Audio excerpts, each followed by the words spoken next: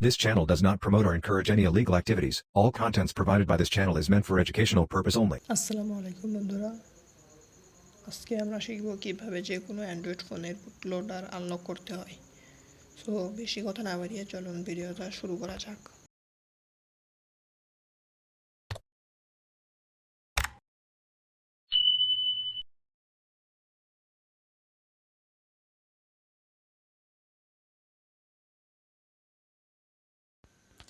যে কোনো ফোনের বুটলোডার আনলক করতে হলে প্রথমে আমাদের ফোনের সেটিংসে যেতে হবে। তারপর সেটিংস থেকে সিস্টেমে এবং অ্যাবাউট ফোন অপশনে যেতে হবে। অ্যাবাউট ফোন অপশন থেকে বিল্ড নাম্বারে বারবার প্রেস করতে হবে যতক্ষণ না ডেভেলপার অপশন অন হয়ে যায়। তারপর ডেভেলপার অপশন অন হয়ে গেলে সেখান থেকে আমাদের ইউএসবি ডিবাগিং এবং ওইএম আনলকিং অপশনটা এনাবল করে নিতে হবে। আমার হাতে গুগল পিক্সেল 3 ফোন থাকায় আমি আমার ফোনে বুটলোডার আনলক করে দেখাচ্ছি। আপনারা অবশ্যই আমার দেখানো স্টেপগুলো যথাযথভাবে ফলো করবেন, অন্যথায় আপনারা আপনাদের ফোনের বুটলোডার আনলক করতে পারবেন না। এখন আমাদের একটি পিসি বা ল্যাপটপের প্রয়োজন হবে। প্রথমে ফোনটিকে আমরা পিসি বা ল্যাপটপের সাথে ইউএসবি দ্বারা কানেক্ট করে নেব এবং যে কোনো একটি ব্রাউজার থেকে প্ল্যাটফর্ম টুল নামক এই টুলটি ডাউনলোড করে নেব। আমি গুগল ক্রোম ব্রাউজার ইউজ করে টুলটি ডাউনলোড করছি।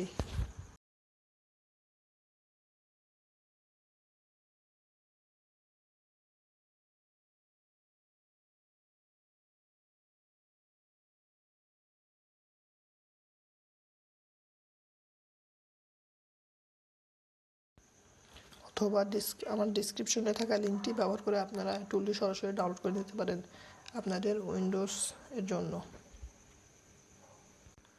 টুলটি ডাউনলোড হওয়া শেষ হয়ে গেলে আমরা আমাদের ডাউনলোড ফোল্ডারে গিয়ে প্ল্যাটফর্ম টুলটি আনজিপ করে নেব। আমার কাজের সুবিধার্থে আমি আমার এসএসডি এর সি ড্রাইভে বা লোকাল ড্রাইভে জিপটি আনজিপ করে নিচ্ছি। আনজিপ করার পর আমরা সেই ফোল্ডারে গিয়ে কমান্ড ওপেন করে নিব।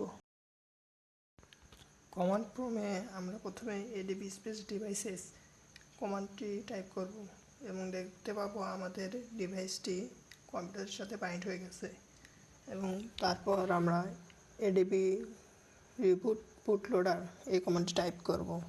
ফলে আমাদের অ্যান্ড্রয়েড ফোনটি ফার্স্ট বুটে বুট হয়ে যাবে।